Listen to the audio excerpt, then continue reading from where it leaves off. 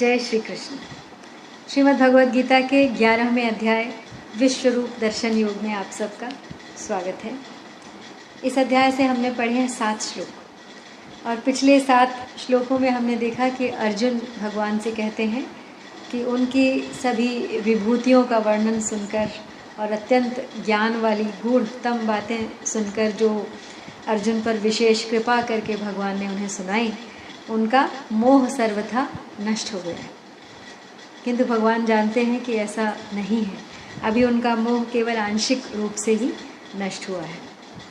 तो भगवान ने जब उनसे ये कहा था कि ये संपूर्ण सृष्टि मुझ में व्याप्त है, सत असत सब कुछ, जड़ चेतन स्थावर जंगम सब कुछ मेरे एक अंश के भीतर है, तो अर्जुन के अंदर ये जानने की इच्छा प्रबल हो उठती है कि यदि भूत वर्तमान भविष्य सब भगवान के एक अंश में है, तो यदि मैं उस अंश को देख सकूं तो मुझे इस युद्ध का क्या अंत हुआ पता चल जाएगा और मेरे लिए निर्णय करना सरल हो जाएगा।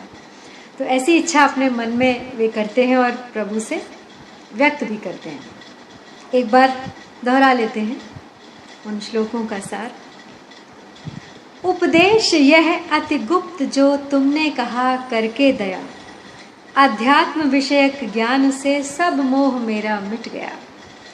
विस्तार से सब सुन लिया, उत्पत्ति लय का तत्व है, मैंने सुना सब आपका अक्षय अनंत महत्व है।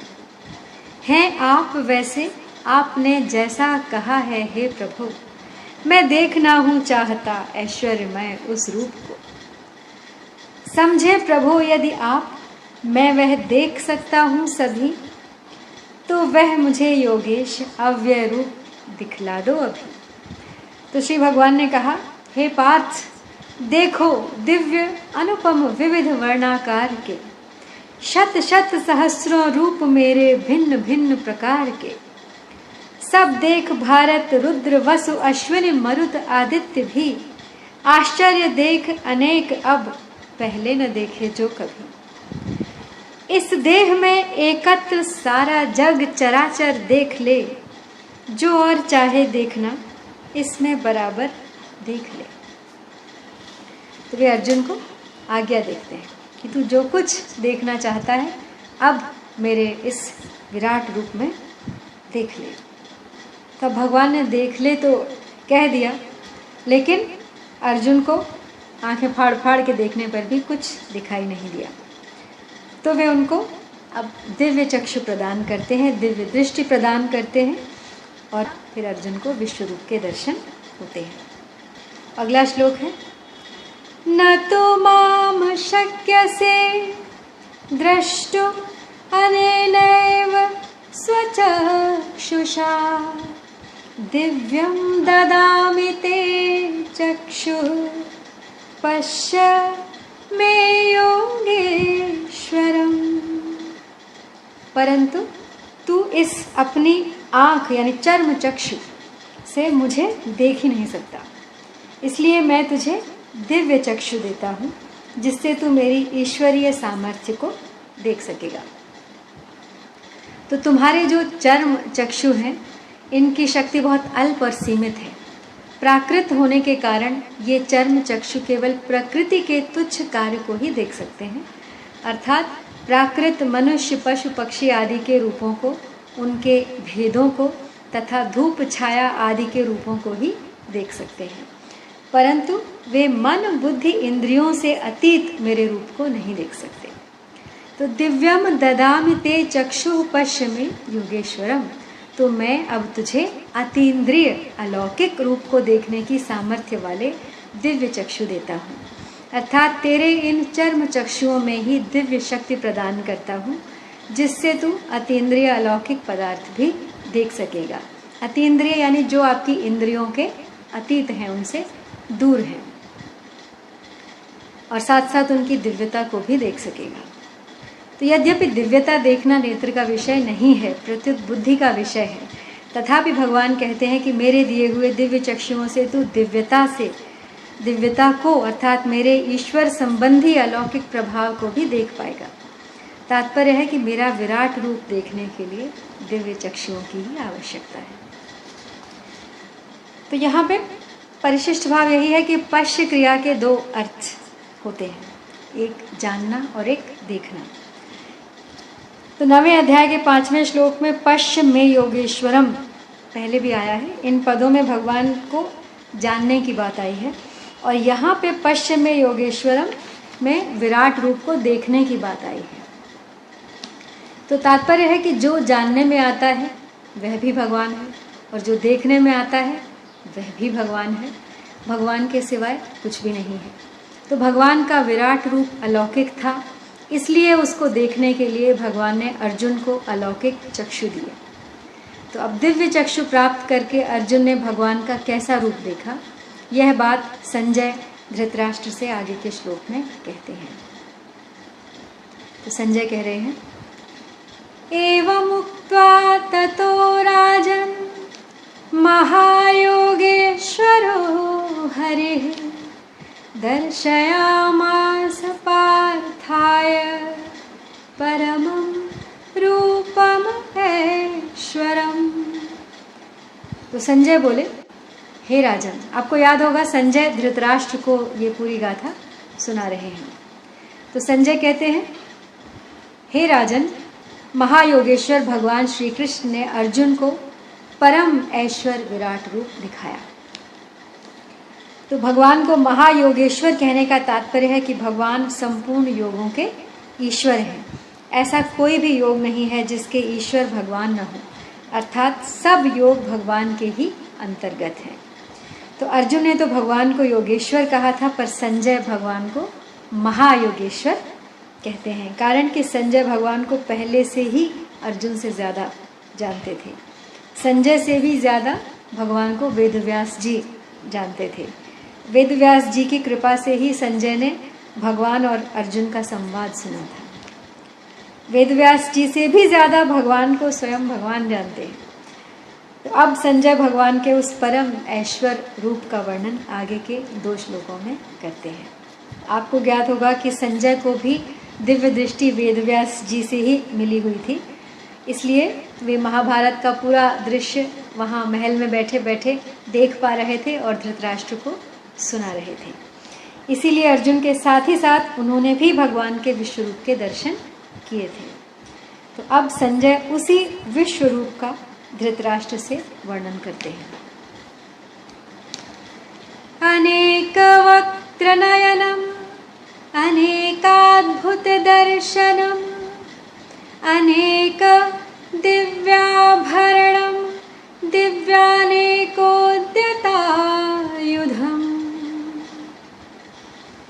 दिव्यं माल्याम्बरं धरम दिव्यगंधा अनुलेपनम सर्वाश्चर्यमयं देवमनंतं विश्वतो मुखम। यानी अनेक वक्त्र नयनम, जिसके अनेक मुख और नेत्र हैं। अनेकाद्भुत दर्शनम, अनेक तरह के अद्भुत जिसके दर्शन हैं। अनेक दिव्याभरणम, अनेक अलौकिक आभूषण हैं। दिव्यानेकोद्यतायुधम, यानी हाथों में उठाए हुए अनेक दिव्य आयुध हैं। दिव्य माल्याम्बरम धरम, यानी जिसके गले में दिव्य मालाएं हैं और जो अलौकिक वस्त्र धारण किए हुए हैं। दिव्य गंधानुलेपनम, यानी जिसके ललाट पर, शरीर पर दिव्य चंदन कुमकुम आदि लगा हुआ है। ऐसे संपूर्ण आश्चर्यमय अनंत रूपों वाले तथा सब तरफ मुखों वाले देव अपने दिव्य स्वरूप को भगवान ने दिखाया। तो विराट रूप से प्रकट हुए भगवान के जितने मुख और नेत्र दिख रहे हैं वे सब के सब दिव्य हैं, और विराट रूप में जितने प्राणी दिख रहे हैं उनके मुख, नेत्र, हाथ, पैर आदि सब के सब अंग विराट रूप भगवान के हैं, कारण कि भगवान स्वयं ही विराट रूप से प्रकट हुए हैं। तो भगवान के विराट रूप में जितने रूप दिखते हैं, जितनी आकृतियाँ दिखती हैं, जितने रंग दिखते हैं, जितनी उनकी विचित्र रूप से बनावट दिखाई देती है, वह सब की सब बहुत ही अद्भुत है। उनके दिखने वाले अनेक रूपों में, हाथों में, पैरों में, कानों में, नाकों में और गलों में जितने गहने हैं, आभूषण हैं, वे सब के सब भी दिव्य हैं। भगवान ही स्वयं गहनों के रूप में प्रकट हुए हैं। तो यहाँ विराट रूप भगवान ने अपने हाथों में चक्र, गदा, धनुष, बाण, परिघ आदि अनेक प्रकार के जो आयुध, अस्त्र शस्त्र उठा रखे हैं, वे भी सबके सब दिव्य हैं। उनके गले में फूलों की, सोने की, चांदी की, मोतियों की, रत्नों की, गुंजाओं आदि की अनेक प्रकार की जो मालाएं हैं, वे भी दिव्य हैं। और शरीर पर जो लाल, पीले, हरे, सफ़ेद, कपिश आदि अनेक रंगों के वस्त्र पहने हैं, वे सभी भी दिव्य हैं और भगवान का ही स्वरूप है। उनके ललाट पर कस्तूरी, चंदन, कुमकुम आदि गंध के जितने तिलक हैं, जितने शरीर पर लेप हैं, सभी के सभी दिव्य हैं। तो अपने इस प्रकार सबको चकित कर देने वाले, अनंत रूप वाले तथा चारों तरफ मुख वाले चतुरानन कहा जाता है, जिन्हें अपने परम ऐश्वर्यमय रूप को भगवान ने अर्जुन को दिखाया। अब जैसे कोई व्यक्ति दूर बैठे ही अपने मन से चिंतन करता है कि मैं हरिद्वार में हूँ तथा गंगा जी में स्नान कर रहा हूँ, तो उस समय उसको गंगा जी, पुल, घाट पर खड़े स्त्री पुरुष आदि सब दिखाई देने लगते हैं, तथा मैं गंगा जी में स्नान कर रहा हूँ ऐसा भी दिखाई देने लगता है। वास्तव में न वहाँ पर हरिद्वार है, न वहाँ पे गंगा है, न वहाँ पे और लोग हैं, परंतु उनका मन ही मन उन सब रूपों में बना हुआ उसको दिखाई देता है। ऐसे ही एक भगवान ही अनेक रूपों में, उन रूपों में पहने हुए गहनों के रूप में, अनेक प्रकार के आयुधों के रूप में, अनेक प्रकार की मालाओं के रूप में, वस्त्रों के रूप में, विराट रूप में प्रकट हुए हैं। ये सभी कुछ दिव्य है, न होते हुए भी है और भगवान का ही प्रतिरूप है। अब श्रीमद् भागवत में आता है कि जब ब्रह्मा जी बछड़ों और ग्वाल बालों को चुरा कर ले गए थे, तब भगवान श्री कृष्ण स्वयं ही बछड़े और ग्वाल बाल बन गए। बछड़े और ग्वाल बाल ही नहीं, प्रत्युत उनके बैंत, सींग, बांसुरी, वस्त्र, आभूषण आदि भी भगवान स्वयं ही बन गए। भगवान को ज्यों देखे त्यों ही विलक्षणता दिखाई देती चली जाती है। भगवान की विलक्षणता अनंत है। अब संजय विश्वरूप के प्रकाश का वर्णन करते हैं। दिव्य सूर्य सहस्रस्य भवेद्युग पदउत्थिता यदि भाः सदृशी सा स्यात् भास तस्य महात्मना। यानी आकाश में एक साथ हजारों सूर्यों का उदय हो जाए तो भी उन सब का प्रकाश मिलकर उस महात्मा विराट रूप परमात्मा के प्रकाश के समान नहीं हो सकता। तो जैसे आकाश में हजारों तारे एक साथ उदित होने पर भी उन सब का मिला हुआ प्रकाश एक चंद्रमा के प्रकाश के सदृश नहीं हो सकता, और हजारों चंद्रमाओं का मिला हुआ प्रकाश एक सूर्य के प्रकाश के सदृश नहीं हो सकता, ऐसे ही आकाश में हजारों सूर्य एक साथ उदित होने पर भी उन सब का मिला हुआ प्रकाश विराट भगवान के प्रकाश के सदृश नहीं हो सकता। कारण कि सूर्य का प्रकाश भौतिक है, जबकि विराट भगवान का प्रकाश दिव्य है। भौतिक प्रकाश कितना भी बड़ा क्यों न हो, दिव्य प्रकाश के सामने वह तुच्छ ही है। भौतिक प्रकाश और दिव्य प्रकाश की जाति अलग अलग होने से उनकी आपस में तुलना भी नहीं की जा सकती। हाँ, अंगुली निर्देश की तरह भौतिक प्रकाश से दिव्य प्रकाश का संकेत किया जा सकता है। तो यहाँ संजय भी हजारों सूर्यों के भौतिक प्रकाश की कल्पना करके विराट रूप भगवान के प्रकाश का लक्ष्य कराते हैं, जबकि वो उससे कहीं ज़्यादा है। तो पीछे के श्लोक में विश्वरूप भगवान के दिव्य रूप, अवयव और तेज का वर्णन करके अब संजय अर्जुन द्वारा विश्वरूप दर्शन करने की बात कहते हैं।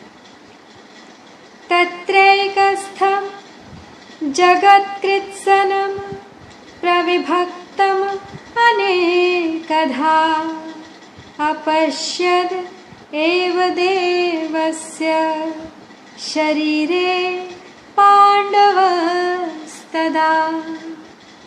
यानी अनेक प्रकार के विभागों में विभक्त, अर्थात ये देवता हैं, ये मनुष्य हैं, ये पशु पक्षी हैं, ये पृथ्वी है, ये समुद्र है, ये आकाश है, ये नक्षत्र है, आदि आदि विभागों के सहित संपूर्ण चराचर जगत को भगवान के शरीर के भी एक अंश में, एक देश में अर्जुन ने भगवान के दिए हुए दिव्य चक्षुओं से प्रत्यक्ष देखा। तात्पर्य यह हुआ कि भगवान श्री कृष्ण के छोटे से शरीर के भी एक अंश में चर अचर स्थावर जंगम सहित संपूर्ण संसार है। वह संसार भी अनेक ब्रह्मांडों के रूप में, अनेक देवताओं के लोकों के रूप में, अनेक व्यक्तियों और पदार्थों के रूप में विभक्त और विस्तृत है। तो इस प्रकार अर्जुन ने उनके विराट रूप में स्पष्ट रूप से देखा कि शरीर में एक जगह स्थित जरायुज, अंडज, उद्भिज, स्वेदज, स्थावर, जंगम, नभचर, जलचर, थलचर, 84 लाख योनियां, 14 भुवन आदि अनेक विभागों में विभक्त जगत को देखा। जगत भले ही अनंत हो, पर है वह भगवान के एक ही अंश में। तो अर्जुन भगवान के शरीर में जहाँ भी दृष्टि डालते हैं वहीं उनको अनंत जगत दिखाई देता है। तो भगवान के अलौकिक विराट रूप को देखने के बाद अर्जुन की क्या दशा हुई, इसका वर्णन आगे के श्लोक में संजय करते हैं। ततः स विस्मयाविष्टो हृष्टरोमा धनञ्जयः प्रणम्य शिरसा देवं कृताञ्जलिर्भाषत।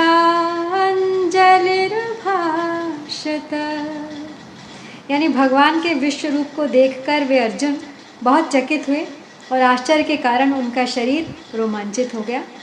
तो अर्जुन ने भगवान के रूप में विषय में जैसी कल्पना भी नहीं की थी, वैसा रूप देखकर उनको बड़ा आश्चर्य हुआ और उन्होंने कहा कि आपने मुझ पर कृपा करके विलक्षण आध्यात्मिक बातें बताई हैं और अब कृपा करके मुझे अपना विलक्षण रूप भी दिखा दिया है। इस बात को लेकर मैं प्रसन्नता के कारण रोमांचित हो उठा हूँ। यहाँ पे श्रीमद् भागवत में आया है कि एक बार यशोदा जी ने कन्हैया के छोटे से मुख में विश्व रूप देखा था। इस पर विचार किया जाए तो अनंत कोटि ब्रह्मांडों में से एक ब्रह्मांड एक भूमंडल है।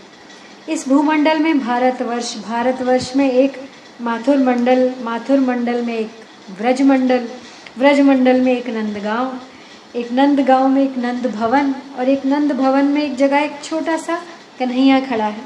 उस कन्हैया को यशोदा मैया छड़ी लेकर धमकाती है कि तूने माटी क्यों खाई, दिखा अपना मुख।